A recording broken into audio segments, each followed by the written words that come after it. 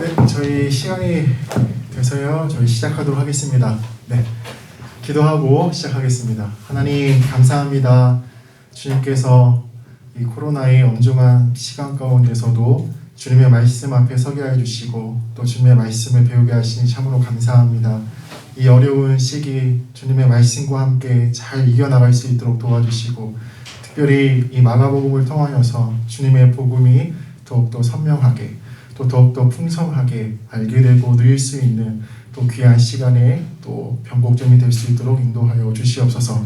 감사드리오며 예수 그리스도 이름으로 기도합니다. 아멘. 예, 감사합니다. 우리 신청해 주셔서 너무 감사드리고요. 특별히 우리 이 마가복음 공부를 하면서 제가 우리 시청하신 우리 성도님들 수준을 제가 상 중 하에서 상으로 제가 놓고 준비했습니다. 그래서 다 우등생들만 오셨는 줄 알고 상에 놓고 제가 준비했으니까 조금 어렵고 조금 버겁더라도 이 시간을 함께 우리가 잘 수업에 참여하고 또 제가 내드린 과제를 또 잘하면 또 4주 뒤에는 우리 한번 성경책 한번 들어보시겠습니까? 네. 예, 여기 우리 성경을 매일매일 보시는 분들이 오셨는데 이 성경을 보는 지평이 좀 많이 달라지실 거라고 저는 믿습니다. 예, 그래서 우리가 잘 참여하셨으면 좋겠고요.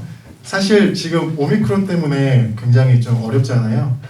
그래서 이 대면을 우리가 원래 대면만 하기로 했는데 온라인으로 지금 병행할까 또 이렇게 하다가 사실은 이 지금 녹화를 하고 있어요. 그래서 혹시나 몸이 좀 안 좋으시거나 또 우리 확진자하고도 밀접 접촉하거나 이런 분들이 못 오실 수 있을 것을 대비해서 이 녹화를 하고 있는데 그렇지 않는 경우에는 우리 4주 동안 다 참석하는 걸로 이렇게 좀 약속을 하셨으면 좋겠습니다. 네. 아셨죠? 네. 우리 첫 시간이니까 우리 출석 한 번만 제가 불러보겠습니다. 우리 고기란 권사님. 잠깐 뭐 찾으러 왔어. 예. 우리 고인수 우리 권사님. 네, 장로님. 네. 우리 권순진 권사님. 네. 우리 김명희 권사님.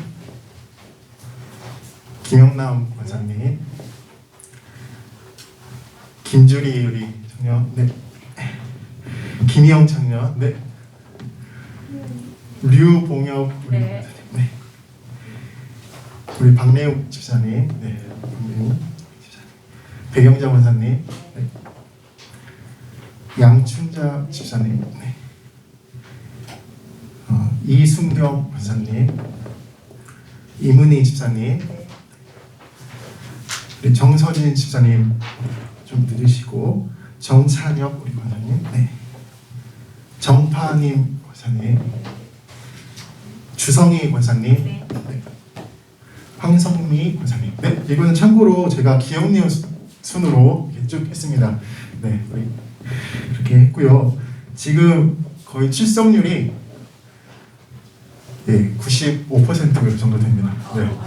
너무 감사드리고요. 저희가 지금 21분 정도 또 우리 김금희 우리 집사님 또 우리 최경자 우리 집사님 또 참석해 주셔서 너무 감사드리고요. 자, 우리 이렇게 하도록 하겠습니다. 자, 우리 그러면은 우리 강의를 본격적으로 시작하도록 하겠습니다. 우리 교환 다 받으셨죠? 네, 우리 교환 다 받으셨는데 그 뒤에 우리 그 원형 탁자에 보면 있으시고요. 자, 우리 이 시간은 사실 마가복음을 공부하는 시간인데 사실 이 마가복음을 잘 읽기 위해서는 이 성경 전체를 이해해야지만 이 마가복음을 잘 이해할 수가 있습니다. 왜냐하면 성경은 다 각기 연결이 되어 있기 때문이죠. 그래서 우리가 이 마가복음을 읽기 위해서 이 준비를 좀 해야 하겠습니다. 특별히 우리가 성경을 읽을 때 또 마가복음을 읽을 때 우리가 좀 오해하는 것이 있어요. 사실 성경은 산으로 비유하자면 이렇게 큰 산입니다. 근데 사실 우리가 성경은 이렇게 큰 산인데 성경을 마치 우리 뒷동네에 있는 산처럼 여기고 이 성경을 읽으러 올라갔다가 도중에 포기하는 경우가 굉장히 많이 있어요. 혹시 그런 경험들 다 있으시죠? 성경을 딱 읽으려고 했는데 무슨 말인지 잘 모르겠고 이게 창세기 따로 출애굽기 따로 뭐 여러 이런 어려움들이 많이 있습니다. 그래서 사실 이 큰 산에 올라가려고 뭐 에베레스트 산에 올라가려면 그냥 우리가 이 복장으로 올라갈 수는 없잖아요. 다 준비가 필요한데 큰 산에 올라갈 때 뭐가 필요해요? 장비가 필요하겠죠. 등산화나 등산복이나 또 올라갈 때 쓰이는 여러 장비들이 필요하고 또 뭐가 필요합니까? 네, 먹을 것도 필요하고 또 예. 훈련도 필요합니다. 훈련. 체력이 있어야 되고 또 내가 이걸 올라갈 수 있는 기술도 필요하지 않겠습니까? 또 뭐가 필요할까요? 예, 안내자. 이 산을 올라갈 때도 어디로 가면 더 쉽게 올라갈 수 있을지 안내해 줄 수 있는 안내자도 필요하고 또 함께 갈 수 있는 이 동료들도 필요합니다. 같이 끌어주고 같이 어려울 때 함께 힘을 협력해 줄 수 있는 동료들이 있을 때 이 큰 산을 올라갈 수 있어요. 우리가 성경을 읽을 때도 마찬가지입니다. 성경을 읽을 때도 성경은 이렇게 정말 높은 산인데 성경을 읽을 때도 이렇게 준비가 되어 있어야지만 성경을 잘 읽을 수가 있어요. 그리고 우리가 공부하는 마가복음도 잘 읽어낼 수가 있습니다.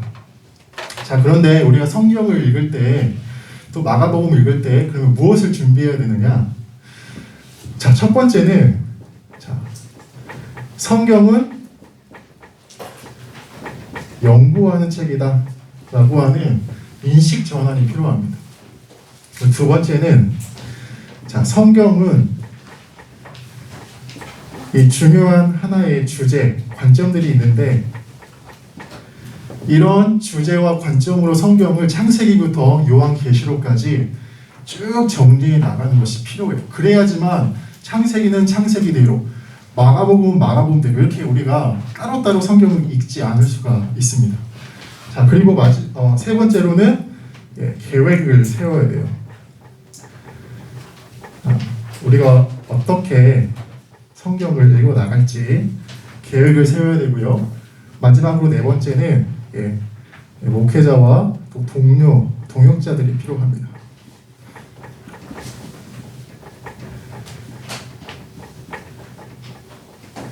자, 그러면 하나씩 한번 살펴보도록 하겠습니다. 자, 성경은 연구하는 책이다. 자, 우리가 성경이 무슨 책이에요? 라고 하면은 어떤 생각이 제일 먼저 드세요? 성경은 뭐예요? 하나님의 말씀이다. 또 성경은 어떤 책이에요? 우리가 순종하는 책. 네. 우리 전부 다 이런 생각을 보편적으로 가지고 있습니다. 성경은 하나님의 계시의 책, 하나님의 뜻을 보여주는 것과 동시에 우리가 순종하는 책이다라고 하는 이 생각을 우리가 일반적으로 가지고 있어요. 그런데 중요한 거는 여기 더 나아가서 성경은 뭐 하는 책이라고요? 예, 연구하는 책, 공부하는 책이라고 하는 거예요. 왜 그럴까요? 왜?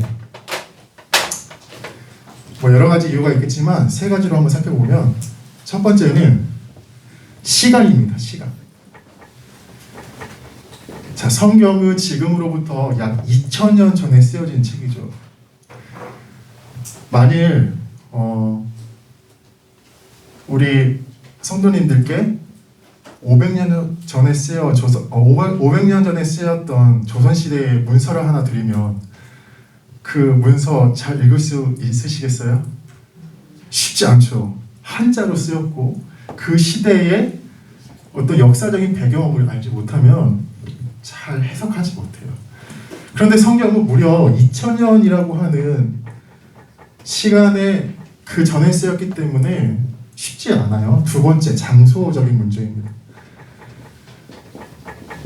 우리는 한국에 살고 있지만 2000년 전에 성경은 이스라엘 땅, 팔레스타인 땅에서 또 헬라권 문화에서 성경이 쓰였어요.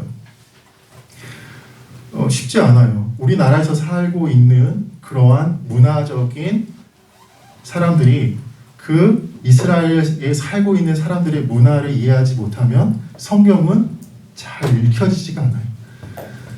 또 세 번째는 언어적인 문제입니다. 자, 성경은 히브리어, 헬라어, 또 아람어로 쓰여졌어요.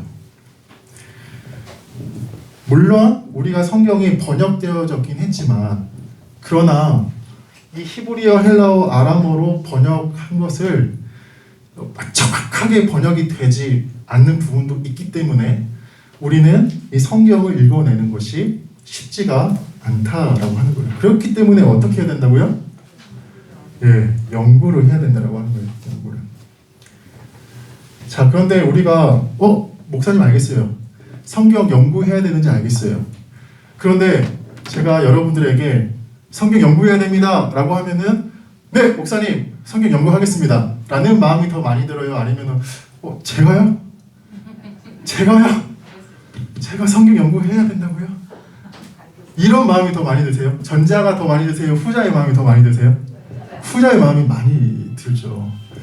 자, 왜 그러냐면 우리가 성경을 연구할 때 성경은 목회자들이나 신학자들이 하는 것이다 라고 하는 생각이 거의 90% 이상 많아요. 성도님들이. 성경은 목회자들과 신학자들, 어떤 특정한 부류의 사람들만 하는 것이지 성도인 저희는 못해요 라고 하는 생각이 많으실 거예요. 그런데 한번 생각해 보면 하나님께서 우리에게 성경을 주셨다라고 하는 것은, 그리고 성경을 통해서 하나님을 알아가고 또 성경을 통해서 우리가 하나님의 뜻을 발견해서 살아가려고 하는 것, 이거는 특정 부류에게만 주신 거예요? 아니면은 하나님의 백성으로 부르신 모든 자에게 주신 거예요? 네, 모든 자에게 주신 거예요. 이거는 어떤 특정한 부류에게 주신 것이 아니에요. 그래서 성경을 연구한다라고 하는 것은 목회자들과 신학자들만 하는 것이 아니라는 겁니다. 그래서 우리 이 4주 동안에 내 마음에 있는 이 틀을 좀 깨시면 좋겠어요. 그런데 이 목회자와 신학자들만 하는 거 아니야? 라고 하는 생각이 어디에서 왔냐는 거예요. 그거는 초대 한국 기독교로 쭉 거슬러 올라가면 이 레이놀즈 원칙이라고 하는 것이 있습니다. 한번 따라해 볼까요? 레이놀즈 원칙. 네. 이 레이놀즈는 뭘까요? 네. 사람 이름, 선교사님 이름이에요. 우리나라가 1885년에 개신교 선교의 시작으로 보고 있습니다. 1885년에 언더우드 선교사님과 아펜젤로 선교사님을 필두로 해서 선교사님이 굉장히 많이 이제 들어와요. 그리고 조선 땅에 이제 선교사님들이 복음을 전합니다. 그래서 많은 이제 그 당시에 사람들이 어디로 몰려왔겠어요? 네, 교회로 이렇게 몰려왔겠죠. 그래서 하나님 말씀도 듣고 기도도 하고 이렇게 신앙생활을 했단 말이에요. 근데 어느 시점에 딱 들었었을 때에 사람들이 그때 이제 조선의 그런 많은 그리스도인들이 선교사님들에게 부탁을 했습니다. 선교사님, 저희가 성경을 더 잘 알고 싶어요. 저희가 좀 더 그리스도인다운 그리스도인으로 살아가고 싶어요. 이렇게 요구했다는 거예요. 그런데 그것이 전국적으로 이런 요구가 계속적으로 선교사님들한테 오니까 선교사님들이 어떻게 했겠어요? 함께 모였어요. 함께 모여서 논의를 했습니다. 자, 조선 사람들이 이 복음에 대해서, 성경 말씀에 대해서 더 깊이 알기를 원하는데 우리 이거 어떻게 하면 좋겠느냐. 근데 그때에 어떤 결론이 났냐면, 자, 우리 신앙교육을 시켜주자. 교육하자. 자, 그런데 그 수준을, 자, 초등학교 졸업 이상, 중학교 2, 3학년 아래, 딱 이 수준에 맞게 교육을 하자라고 결론을 맺었어요.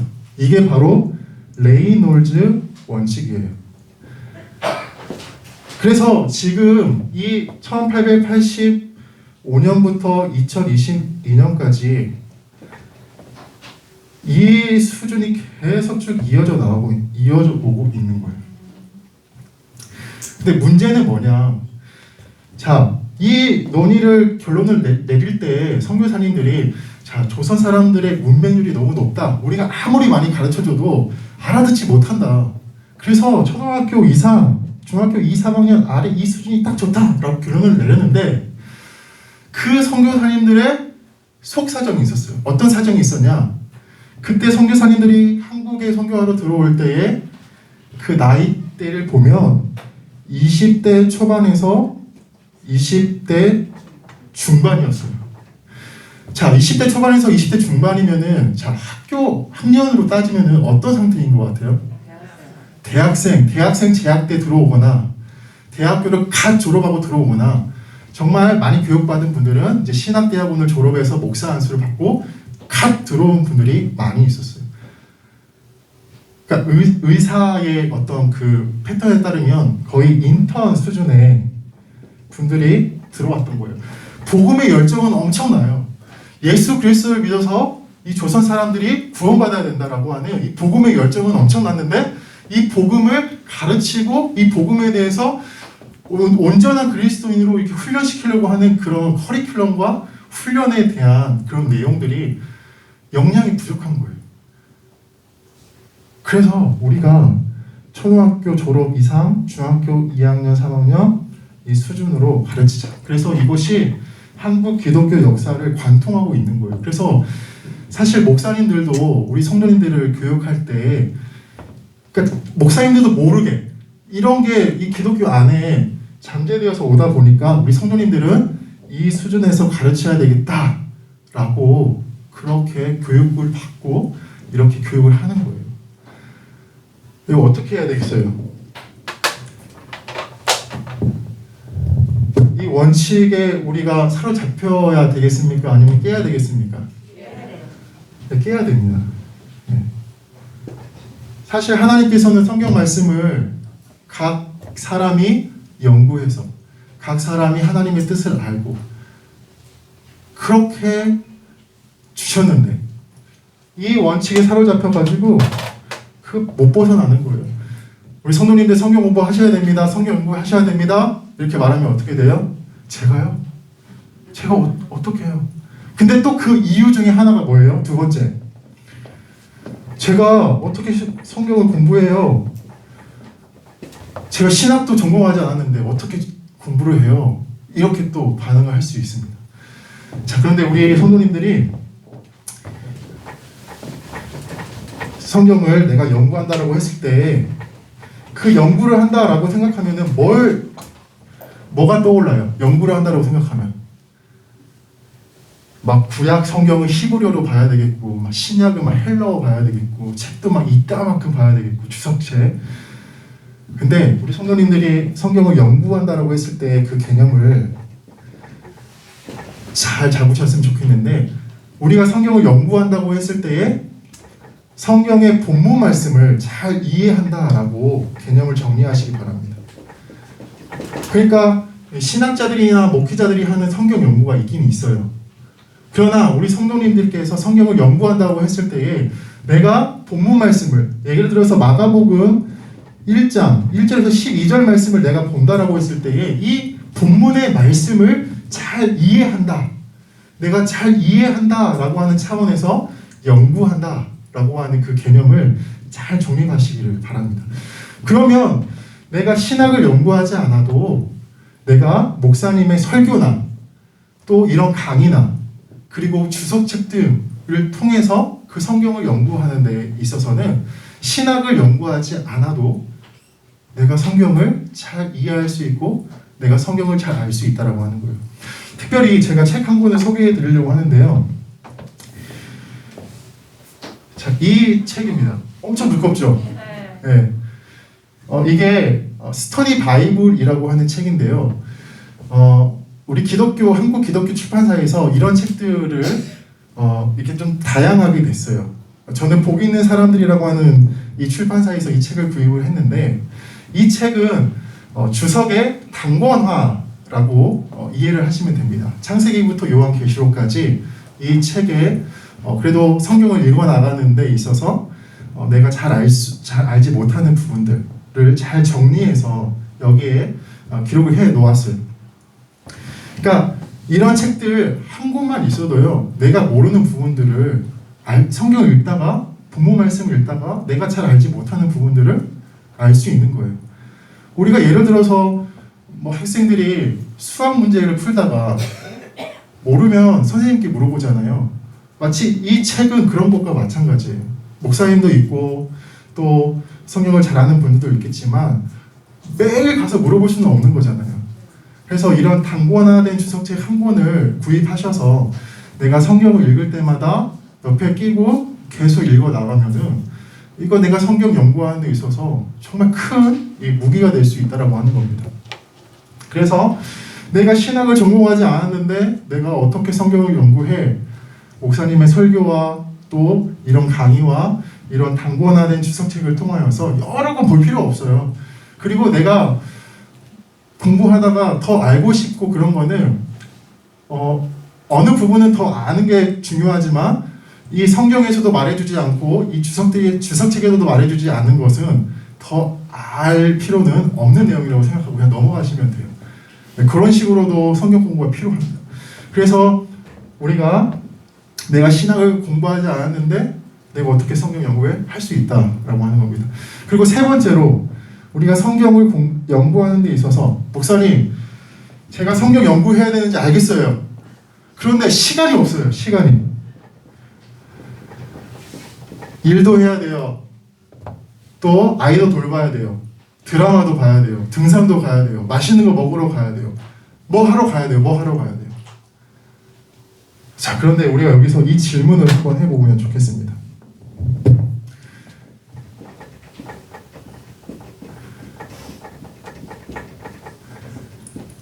자, 그리스도인은 누구입니까?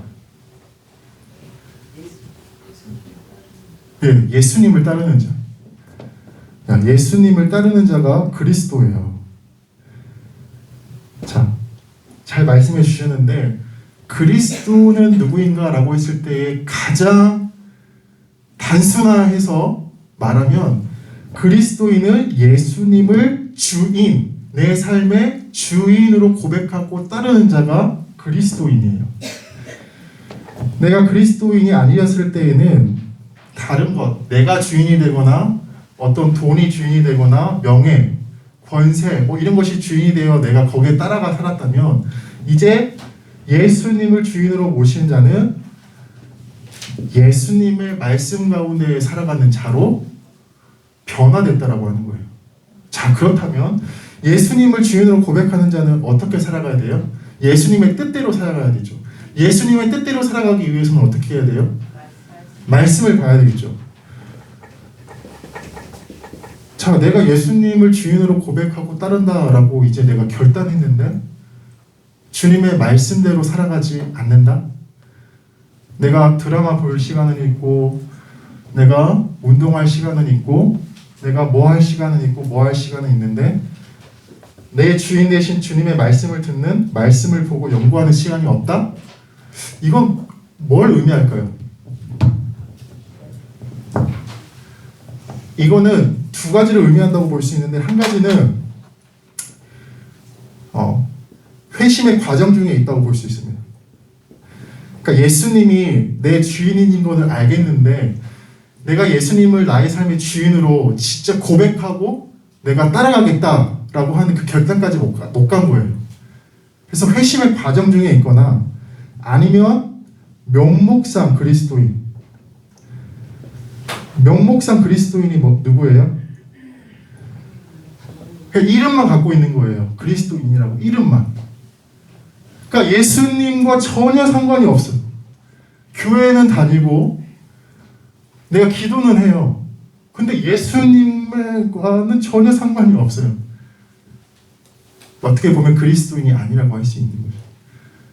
그러니까 정말 거칠게 말해서 내가 하나님의 말씀을 보지 않고 연구하지 않고 그분의 말씀에 순종하지 않고 있다?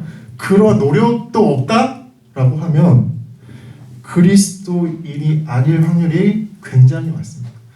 회심을 아직 안 한 사람이 굉장히 많다라고 하는 거예요. 그래서 이 부분은 굉장히 고민을 많이 해보셔야 되는 부분이다라고 하는 것을 말씀드리겠습니다. 자, 이처럼 우리가 성경을 연구해야 되는데 내가 성경을 연구하는 데 있어서 이 여러 가지 선입견들이 있어요. 목사님과 신학자들만 하는 거 아니야? 아니라는 거예요. 신학을 전공하지 않았는데 아니라고 하는 거예요. 시간이 없는데 정말 예수님이 나의 삶의 주인이라면 그것은 이유가 되지 않는 겁니다. 그래서 우리가 성경을 연구함에 있어서 그런 장애물들을 하나씩 다 깨야 됩니다. 하나씩 다 깨셔요. 레이놀즈 원칙에 갇혀 이제는 살지 마시고 이제는 하나님께서 주신 그 성경의 말씀을 내가 스스로 연구하고 내가 스스로 하나님의 뜻을 발견하고 살아가는 그런 우리 성도님들 한 분 한 분 되면 참 좋겠습니다. 자, 그런데 우리가 이제 성경 연구를 이제 성경을 잘 읽기 위해서 먼저는 성경을 연구해야 되고요. 두 번째는 이 성경을 한 주제로 쭉 읽어 나가는 것이 너무나도 중요합니다. 자, 성경 66권을 아마 읽었으실 거예요. 다. 한 번은 다 이렇게 읽으셨을 것인데 그 창세기부터 요한계시록까지 그 내용이 하나의 주제로 잘 정리가 되지는 않으셨을 거예요. 그러니까 이 성경을 읽어 나갈 때에 그리고 마가복음을 읽어 나갈 때에 핵심적인 주제가 뭐냐면 하나님 나라입니다. 네, 그래서 창세기부터 요한계시록까지 이 하나님 나라라고 하는 주제로 관점으로 제가 이따가 쫙 정리를 한번 해드리겠습니다. 그래서 하나님 나라로 성경을 읽어 나갈 때에 우리가 창세기부터 요한계시록까지의 그 말씀을 잘 해석해낼 수가 있어요. 이게 하나님의 뜻이구나. 이것이 하나님의 원 뜻이구나라고 하는 것을 잘 이해할 수가 있어요. 그 전에는 우리가 성경을 읽을 때에 이 구속사적인 관점에서 많이 읽었습니다. 이 구속사적 관점이라고 하는 것은 하나님이 세상을 창조하셨고 그러나 인간의 불순종으로 인하여서 세상이 타락하였고 그러나 하나님이 이 세상을 구원해 가신다라고 하는 그런 관점으로 성경을 많이 읽었어요. 그런데 신학자들이 연구하면서 이 하나님의 나라라고 하는 이 관점이 성경이 정말 중요한 주제다라고 하는 것이 발견되었고 이제 20세기, 21세기 신학은 이 하나님 나라라고 하는 이 주제를 중심으로 성경도 읽고 또 신앙도 우리가 해야 된다라고 하는 그러한 신앙과 신학들이 점점 발전하고 있어요. 그래서 우리가 성경을 읽을 때 잘 읽어낼 때 이 하나님 나라라고 하는 이 주제를 우리가 이번 마가복음 이 공부를 통해서 잘 배워나가면 좋겠습니다. 자, 그리고 세 번째, 성경을 잘 읽어 나가기 위해서는 계획을 잘 세우는 것이 필요합니다. 자, 우리 계획을 세우실 때 우리 그 새벽 설교에도 그렇고 또 매일 성경 그 본문 말씀 있죠. 그 본문 말씀을 읽다 보면 약 5년에서 한 6년 정도 되면 성경 66권을 다 읽습니다. 그래서 나는 성경을 이번 한 달 동안 도파해 버릴 거야. 1년 만에 나는 성경을 다 진리를 깨닫고 말 거야. 이거 불가능합니다. 그러니까 제가 말씀드리고 싶은 거는 자, 오늘부터 시작해서 5년 동안 1차 목표를 세우세요. 내가 성경 매일 성경 본문에 있는 성경의 본문 말씀은 내가 잘 이해하고 내가 모르는 거는 잘 정리하고 공부하면서 5년 후에는 성경 66권을 잘 읽어 나가는 상태가 되겠다라고 하는 이 계획을 좀 세우시면 참 좋습니다. 그래서 성경을 읽어 나가실 때 이런 책을 좀 참고하셔서 읽어 나가시면 정말 좋습니다. 그래서 이런 제가 책 광고하는 거는 아니지만 우리 이 성도님들이 이런 책 한 권 집에 딱 꽂아 두면은 나도 읽고 또 우리 아이들도 읽고 이거 10년, 20년 가도 그대로 있겠죠. 이거 3번, 5년에서 10년, 15년 이거 계속 읽으면 성경에 대한 이해와 이런 지평들이 넓어진다라고 하는 거예요. 그래서 참고를 하시면 좋겠고요. 그리고 네 번째로는 우리가 성경을 잘 읽기 위해서는 이제 목회자의 도움도 같이 받아가야 돼요. 그 성경을 혼자 연구하시는 분들을 보면 약간 3차원적으로, 4차원적으로 이렇게 막 해석하는 분들이 있어요. 그렇게 하면 곤란하고요.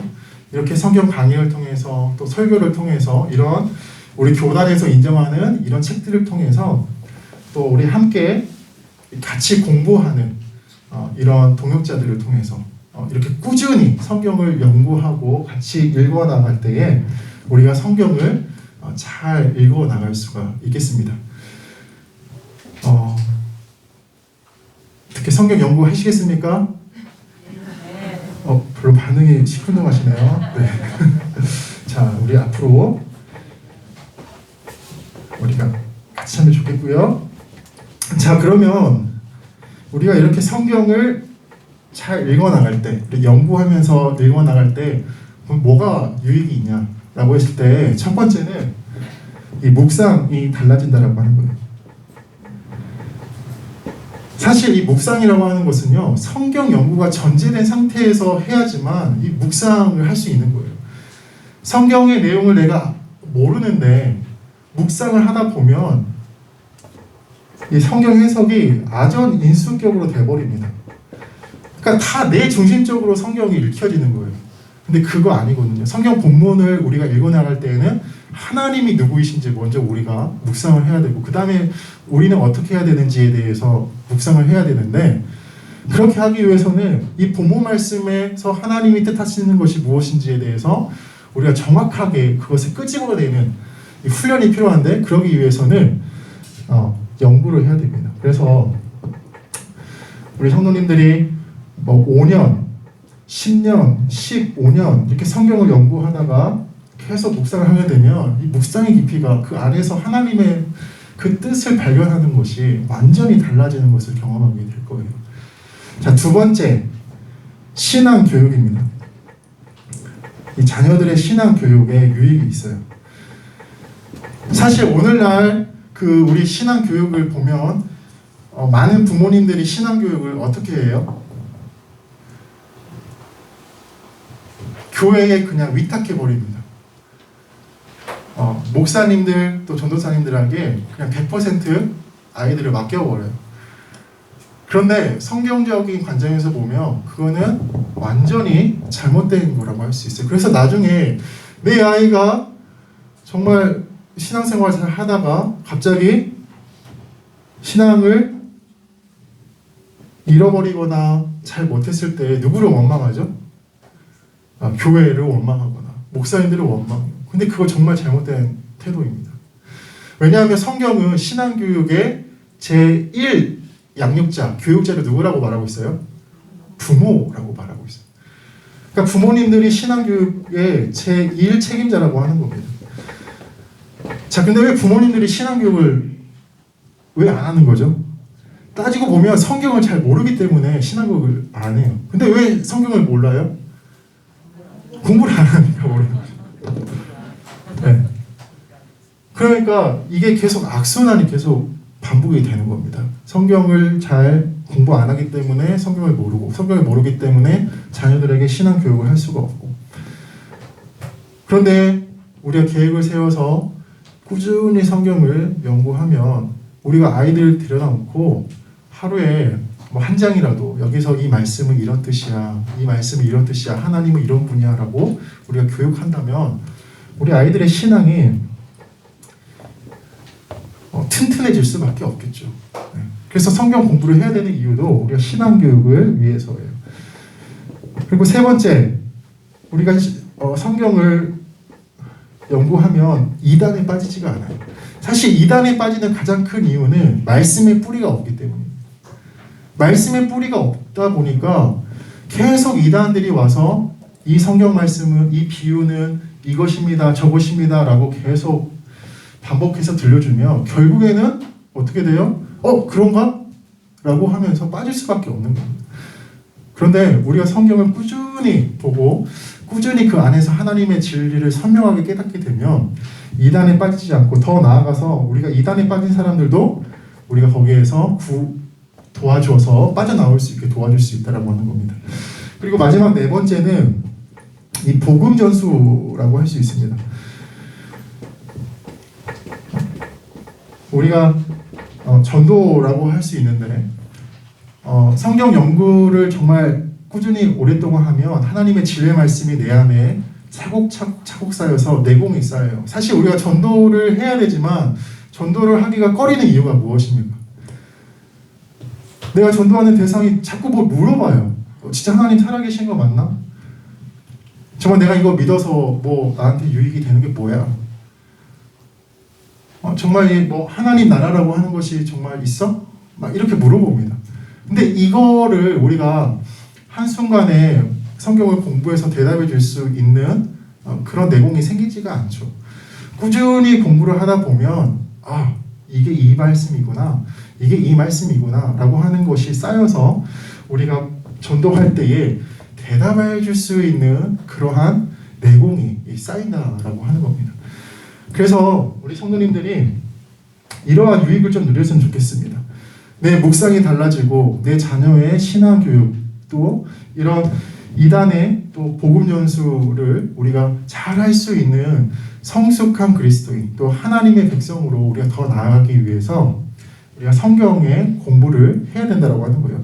특별히 우리 성도님들이 레이놀즈 원칙에 더 이상 갇혀 있지 말고, 이제는 사실 이 강대상에서 선포되어지는, 목사님을 통해서 선포되어지는 말씀은 공동체에게 주시는 말씀이라고 할 수 있습니다. 공동체에게. 물론 그 말씀을 듣고 하나님이 나에게 이러한 방향으로 가라고 하시는구나 라고 우리가 깨달을 수 있지만, 이 담임 목사님께서 강대상에서 선포하시는 말씀은 이 신앙교회의 공동체에게 주시는 말씀이라고 할 수 있습니다.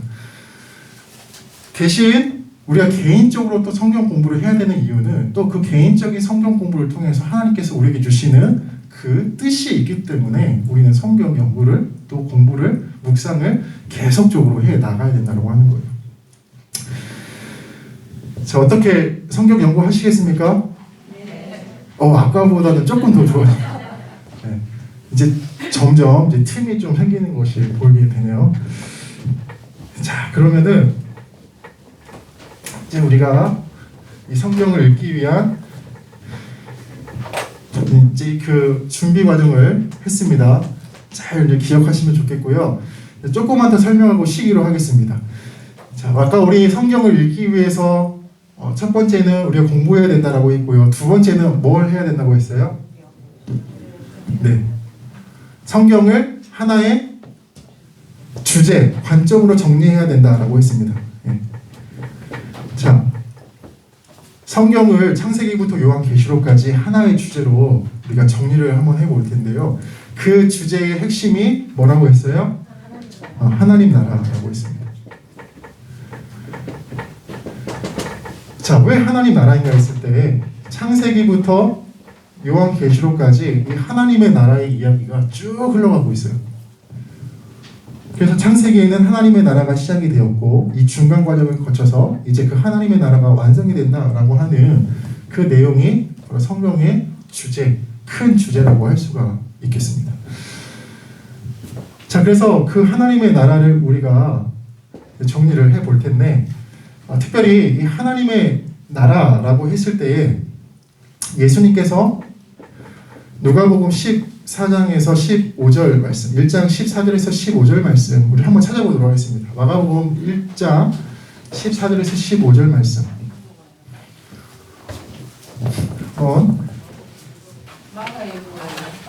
마가복음 1장 14절에서 15절 말씀.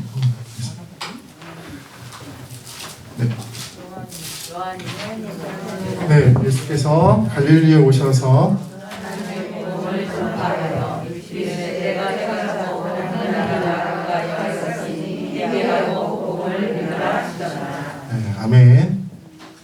여기에서 하나님 나라라고 하는 말이 나오죠. 자, 그 하나님의 나라라고 하는 예수님께서 말씀하시는 이 하나님의 나라를 이해하기 위해서는 창세기부터 요한계시록까지 나오는 하나님의 나라의 이야기를 우리가 이해해야지만 예수님께서 말씀하신 하나님의 나라가 도대체 뭐야? 라고 하는 것을 이해를 할 수가 있습니다. 그래서 그 하나님의 나라를 창세기부터 요한계시록까지 정리를 하면 9가지 주제로 우리가 정리를 할 수 있는데 이 9가지를 우리가 5분만 쉬었다가 우리 다시 강의를 하도록 하겠습니다. 예, 5분만 쉬었다가 하도록 하겠습니다.